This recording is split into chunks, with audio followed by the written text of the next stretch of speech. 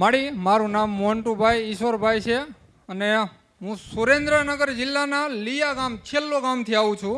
મારો આ ભાઈ છે એને છાતીમાં બહુ દુખતું હતું, પણ 3-4 જગ્યાએ દવાખાને અલગ અલગ જગ્યાએ રિપોર્ટ કરાવરાયો, પણ બધી જગ્યાએ નોર્મલ જ આવતું હતું.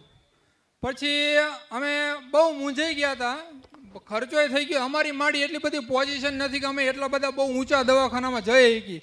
પછી શ્વાસ પણ લેવાતો નહોતો અને અચાનક વિડીયો જોયો તમારો યુટ્યુબમાંથી અને મારા ભાઈએ એવી ધારણા કરી કે પરમ પૂજ્ય શ્રી અમૃત બાપાની મસાણી મેરડીમાં જો મને શ્વાસ લેવરાવે અને મને સારું કરી દે.